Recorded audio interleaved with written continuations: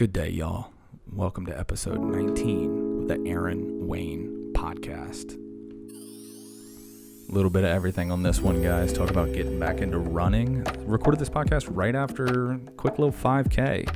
Talk about watching Hamilton. If you haven't seen it, go watch it. Last week's podcast was an interview with my buddy Logan, who ran 100 miles in 24 hours. So I review that a little bit. Talk about books that I'm reading right now. Talk about a trip that my wife and I took to Texas where she had to get emergency surgery and what our plans are for this summer to make up for the fact that we missed out on a little bit on our travel. So as you're ready, strap in.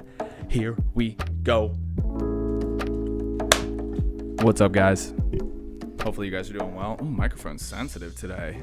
Just got back from a run. If you didn't listen to last week's episode, I interviewed my friend who ran 100 miles. He did it in 24 hours, which is just crazy.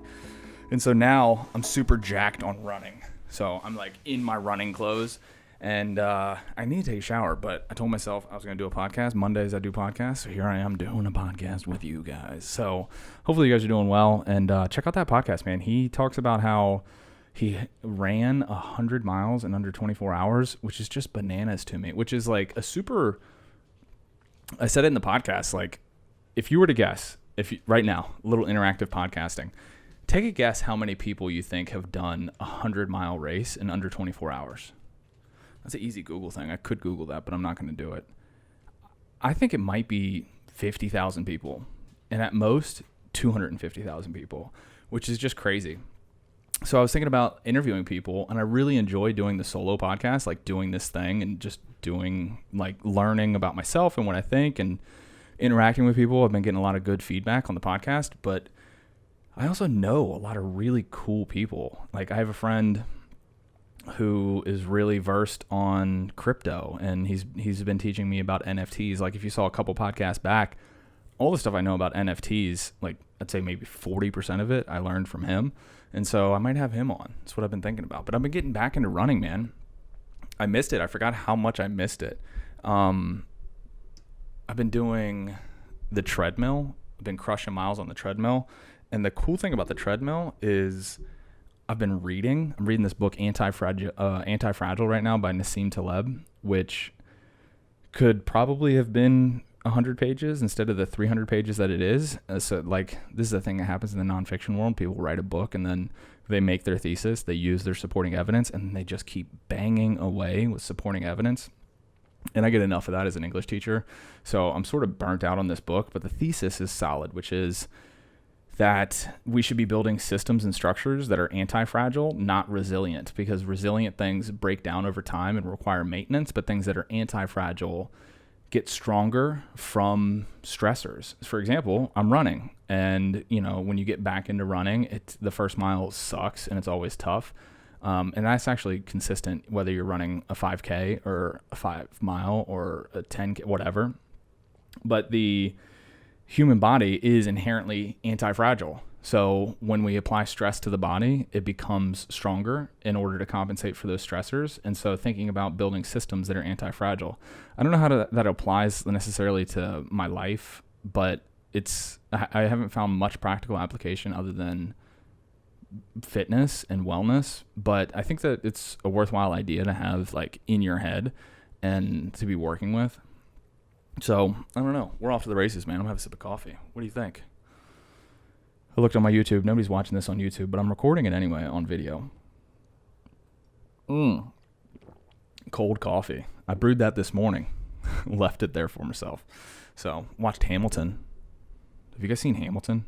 It's the second time I watched it, and it was just as good the second time. Did I cry? Yeah, a little bit.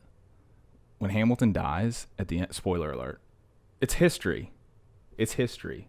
If you don't know that Alexander Hamilton died in a duel by Aaron Burr, another famous Aaron. Maybe one day I'll be more famous than Aaron Burr. Probably not, but I don't want to be famous for the reason that he did. He ended up killing a potential leader of the free world. But I watched Hamilton again, and it is as good. It's like the hype of things oftentimes gets in the way of enjoying it, but the hype of Hamilton is totally on task. Like, it is as good as everybody says it is. And I've been just like waiting for the world to open back up, because I think that would be an awesome It made me want to see theater again.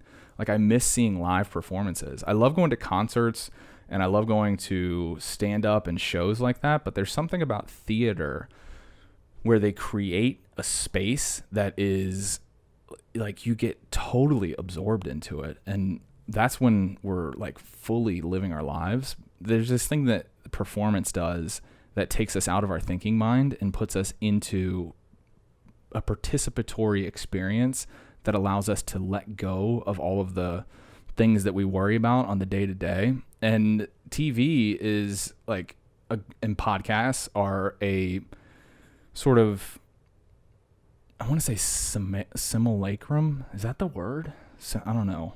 It's sort of like, it's close to, but not the same as. So it gives us a similar sensation of being absorbed into media. But being at a theater is a completely different experience. Some of the coolest experiences I've ever had. Katie and I went to this play. I think we might have still been in college, maybe shortly thereafter. And it was so I live in Blacksburg, Virginia, Virginia Tech is right down the road from me. So there's all this like beautiful art and theater performance and stuff that happens at the university. And we went to see this play, and I had no idea what it was about, but it was like $8 a ticket. So we were like, let's go have a date night. We go to the theater.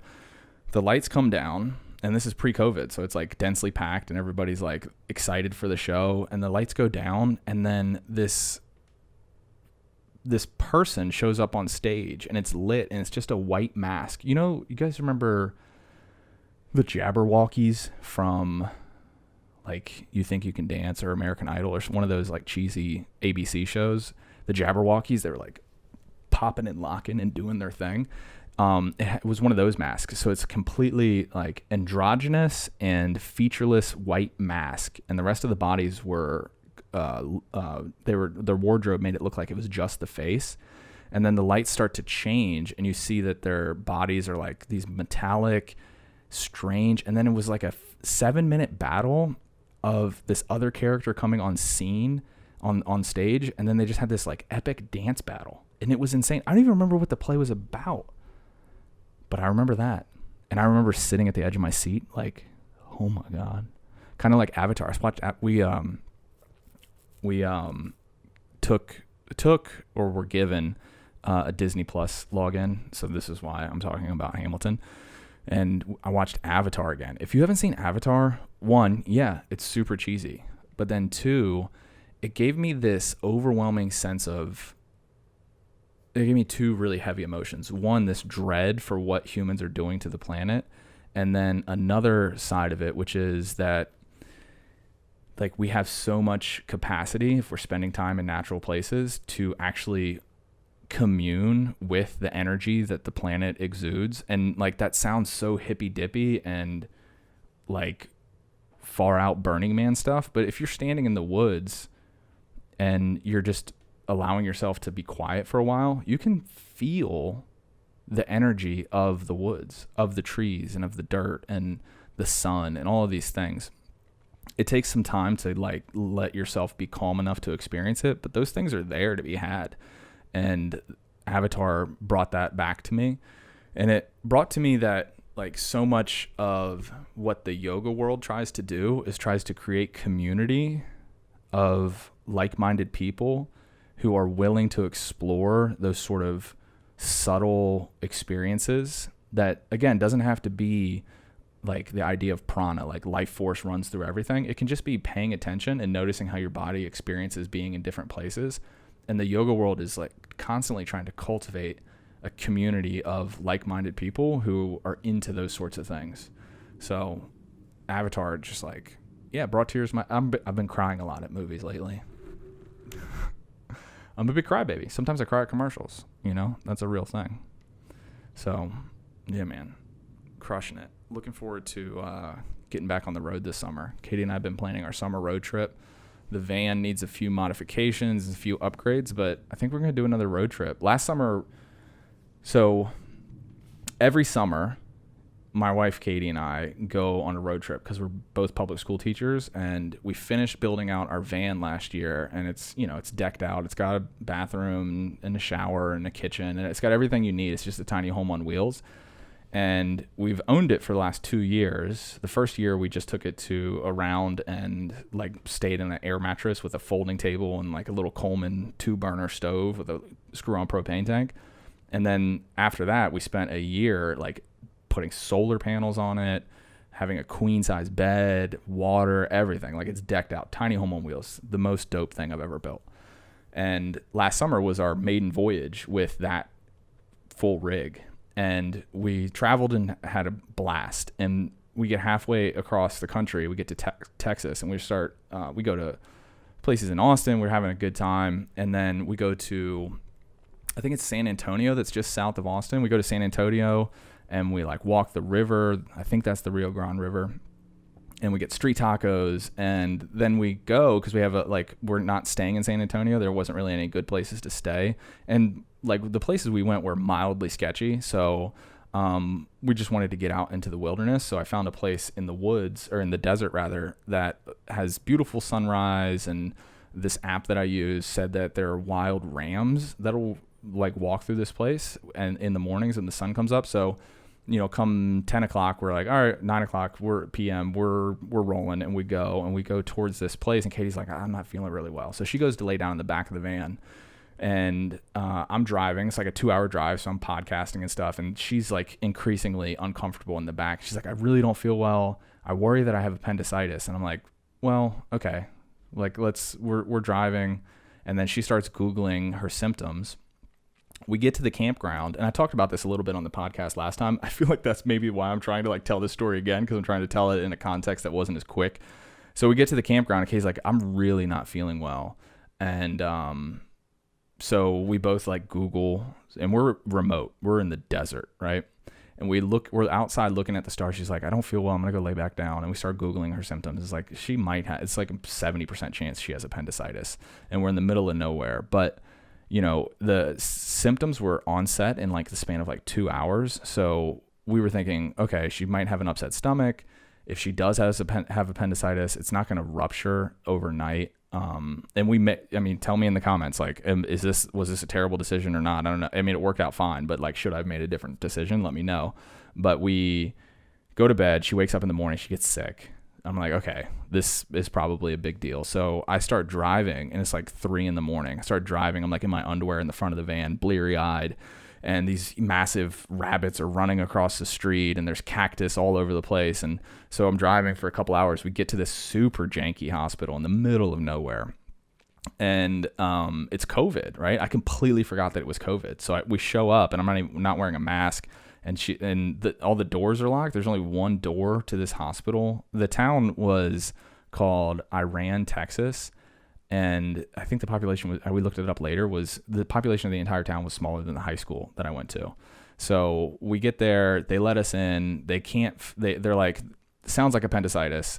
The doctor wasn't even there. So we get there, the nurse is like, okay, we're going to call the doctor. And in my head, I'm like, okay, yeah, he's working with another patient, or he's on another floor. Turns out there was only one floor to this hospital. It was like a community center. Like, it was super tiny. And they call the doctor, and I'm like, okay, cool, let's get him in here. And I see him like walk in the front door and like boop, boop, like beep his car, like lock his car. I'm like, oh, homeboy wasn't even here. There wasn't even a doctor in the hospital. And so he gets there, and he is a total space cadet. Like, he went to school in Virginia, which like begs the question, how did he end up in this town of 1,000 people? And as he's talking more and more, it sounds like he's one of these people who it's unfair to judge people, but he definitely had strange social interactions, and he also had very strange interactions with Katie, which makes me feel like he might have some sort of, I don't know, what am I trying to say?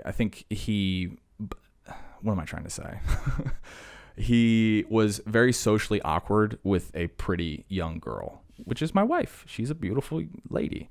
So he was very socially awkward. So I don't know if he was just caught off guard because he was like, oh, this woman's appendix is about to burst and she's going to die. Or if he was like, she's attractive and I don't know how to handle it. So I don't know, whatever. Take with you what you will. But they couldn't find a vein because Katie, like, they were trying to give her an IV, and then they couldn't find it, so they stick her like 7 times, and she's super like sketched out on needles. So she's like crying, super intense situation. It's COVID, so I'm like distanced away, wearing a mask. We're trying to figure out the health insurance. It was just a super chaotic situation. So they end up getting the IV in her, and then they're like, well, we're going to have to take her to another hospital because we can't do anything for you guys. We're basically like a Jammin' Gym. If you know what Jammin' Gym is, shouts out to the homies from Northern Virginia. Jammin' Gym is like a little indoor amusement park. And so she ends up needing an ambulance. So they scurry an ambulance over there. And all the while, I'm like, she's in pain, so she can't like figure out the insurance. I'm like on 2 hours of sleep in my PJs in this hospital that I'm kind of like, I'm having to like sort of not put brass to, but like that's the term that comes up for me. I have to be very clear and stern with my expectations because she is uncomfortable and sick and needs help. And, you know, I don't want to speak ill of this hospital, but, you know, they didn't seem like they were well equipped to contend with our needs, right? So I had to be very clear and so it was taxing. And so I'm on the app trying to figure out, like, is this going to cost me $20,000 to get a 45-minute? Because we had to go another like 45 miles or an hour up the road to Odessa, Texas. Like, is this going to cost me like 10 grand out of pocket? If it does, like, it's my wife's life. Like, I'll pay it, right? So I'm trying to figure that out. Turns out it only cost me $150. Ka-ching. And she lived to tell the tale. So she gets to Odessa, and then I can't even stay the night with her because of COVID. And at this hospital, they're actually like paying attention to COVID protocols. And there's all these sorts of other little stories in there. I got attacked by a dog while waiting for her in the hospital. So that's crazy. I saw a guy pass out in the middle of the ER while I was waiting to go up and see her while they were taking her away for surgery. But long story short, she was a trooper, man. And why did I bring that story? I brought that story up because, like, that incident, luckily, my wife is healthy and fine, but it, like, cut off our experience for our travel. So we still traveled because she wanted to. I wasn't like, hey, we're still doing this trip. She wanted to. You know, she was like, I'm going to feel better in a couple days. We'll just lay low and chill. And then eventually, you know, we'll get after it. So we drove to Arizona, ended up doing she had to walk in order to like get her abdominal muscles after the surgery to like re-engage her abdominal muscles. So she had to walk. So we did some light hiking in Sedona, which was really cool. And she was just a trooper, man. She crushed it. But she wants to go back out to Texas and the Arizona area so that we can sort of redo what it is that we missed. And I'm looking forward to it. So we're doing another trip this summer. I think we're going to hit Arizona. We're going to hit New Mexico. Probably won't go back up to Utah and Colorado, but I think I'm going to take the podcast on the road and see what that's like. Maybe I can talk her into doing a podcast with me because I really enjoyed talking with my buddy Logan last week. It was really cool to have someone else on the podcast to sort of jump ideas off of. And there is a depth of awareness that is available when you're doing a podcast that isn't available in normal conversation. In fact, after the podcast, Katie and I went out with him and his girlfriend, who he talks about in the podcast because she helped crew for him. And we were like talking about the podcast, and then we just kind of like talked for like 3 hours. We had a really awesome conversation, but it's still like there's something about sitting in a podcast that makes it way more resonant with the conversation. You are dialed in to what the other person is saying. So I'm thinking about having more guests on the podcast. I'm thinking about, again, convincing my wife to do it a bit more. One of our early, like this was, I think we were still doing entirely remote teaching, not like Google Meet teaching, but like sending home Google Forms and worksheet teaching. Last spring, I think we did a podcast about a year ago that I have up on all the platforms. I think it's called like Married Couple During COVID Teaching. I don't know what it's called, but that's the only podcast that I got her to do. And I think she would be a benefit to the people listening because she really knows her stuff when it comes to teaching. So it'd be really cool to interview her, like not as my wife, but as like a professional teacher, because she's like in the top. She's in the 95th percentile of teachers. I'm confident. I mean, I've met a lot of teachers in my life, and I am a teacher, and she is up there. I mean, she really knows her stuff. And when we're at like parties or bonfires or whatever, we're hanging out with other people, you know, she's fun and casual, but then as soon as someone starts talking about teaching people how to read or homeschooling, she is like, boom, dialed in, ready to have a conversation. So it's really cool to see that. Yeah. I actually did another interview. Someone invited me on their podcast. This guy named Jake, he does a podcast called Introspective, and it's all about using introspective tools for entrepreneurs and business people. And that was a fun experience because I've never been on someone else's podcast. But as this podcast builds and grows, I think that there's more opportunities to do that sort of thing. And it was really interesting to see how I run my podcast and see how he runs his podcast, because they're different. I mean, his is a guest-based podcast, whereas this is primarily like, that was Layla coughing. Whenever she drinks water, she coughs. If you know what that is, should I bring that up to my vet? Should I talk to my vet about that? But yeah, he does his podcast totally differently, man. It's polished, not in a bad way, but what I like about this is that it's just totally free form. Like I sit down, I got a couple notes here. I got some things I want to talk about if I lose my train of thought. But I think one of the big benefits of having a podcast is that it's an opportunity to think through what I'm thinking about. And I think if everybody had an opportunity to just speak freely, I think we would have a much better understanding of our internal structures as well as how to communicate them to other people. And so I podcast mostly for me. And I know that there's people listening, and every podcast I post, I have more and more people listening, and that's awesome. But I'm doing it for me. I'm doing it at this point for me so that I can start to think more clearly and understand how to work with the thoughts that I have and how to share them with people. So speaking of, I'm going to have a sip of coffee here. I feel like I've been racing through this first 22 minutes of the podcast. I think I'll do a 30-minute one tonight. Keep it at a tight 30. The podcast I did with Logan was an hour and a half, which was long. And I like the idea of having 30-minuters. I like the idea of doing some 60-minuters, but I'm committed.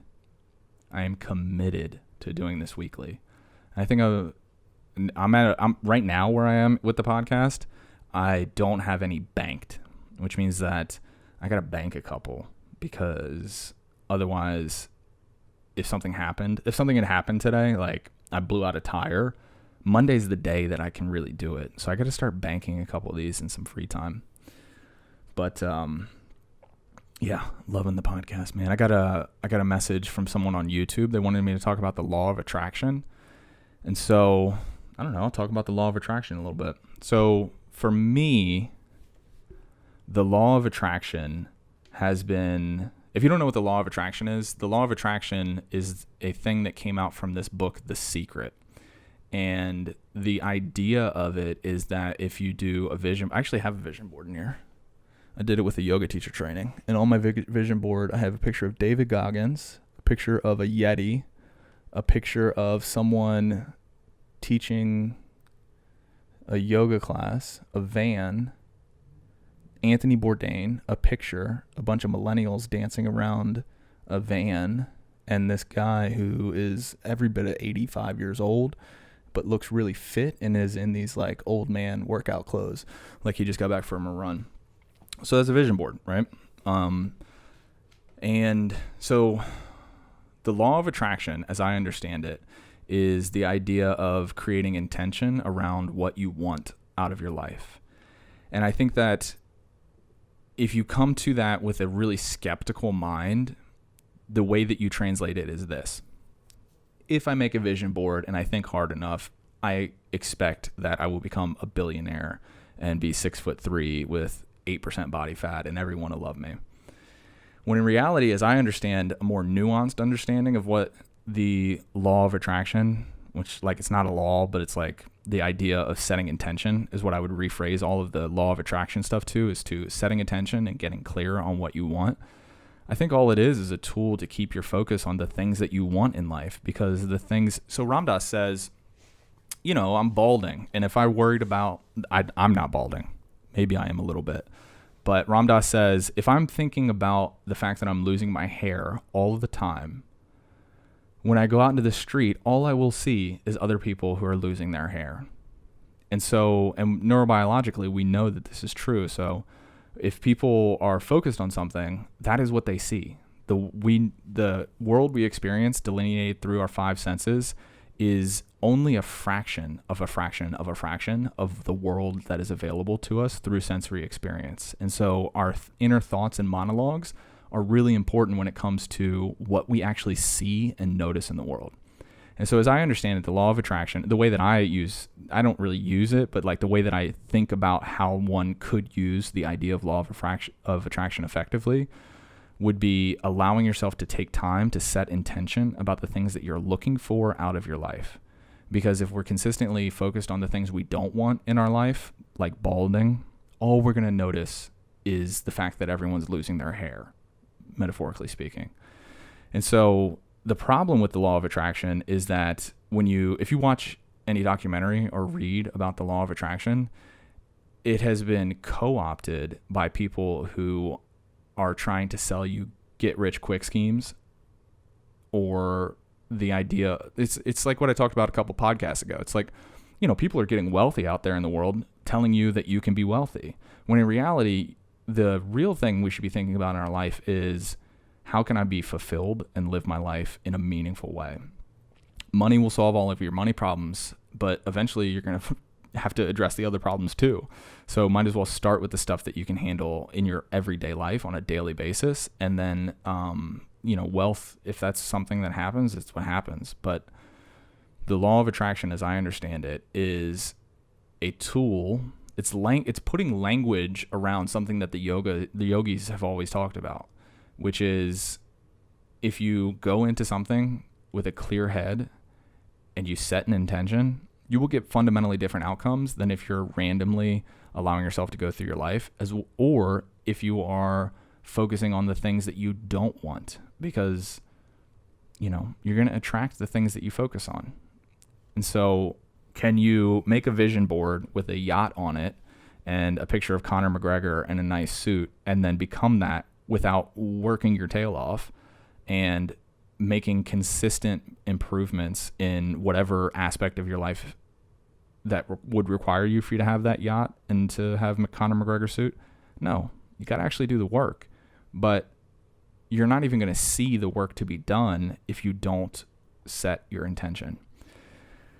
It's like, Jordan Peterson, I saw him in a lecture talk about this once. He said, start and allow yourself to do it badly.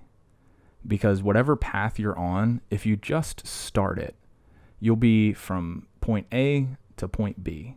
And then when you're at point B, you can see things that you couldn't have seen from point A. And so it's sort of like you're zigzagging your way through from B to C to D, so on and so forth, until you can get to the next one where you can see a clearer step from there. So all progress in life is incremental, and perfection is the opposite of what we should be trying. We should just be doing things and making things. Like this podcast. I'm getting better at it every single time I do it. And there's a whole host. I was thinking about the podcast today on my way here. I was like, I think the introduction is too long because people are tuning out on YouTube. I should just get right into the podcast when I post it on YouTube. In the audio format, I'm going to keep the intro, but I think I might record 2 different intros. And if I had never started this, I would never have figured that out, because I wouldn't be thinking about it. I wouldn't be trying to improve on it, because the decisions that I see in front of me now, I couldn't see in front of me when I was sitting still doing nothing. Yeah. I think that's a good place to end it. Button this up with the idea of go do something and know that once you do it, you'll be able to see the next thing to do. So what is the thing you can do right now? Start as small as it is. I got a stack of papers over here that when I started recording, I was like, I got to hide those papers. I got a stack of papers. That's a simple thing. If I fix that, I might see the next thing to work on. All right, guys. I'll see you on the next one. Boom. There it is. If you're still watching, make sure you hit like and subscribe. It's the easiest way that you can contribute. It costs you nothing, and it helps me out a lot with the algorithm. So if you were into this, let me know. And see you on the next clip, guys. For full episodes, you can get them on Spotify and iTunes, as well as subscribe to the YouTube channel. I post them on Sundays and Wednesdays every week. All right, guys. Peace. Yeah.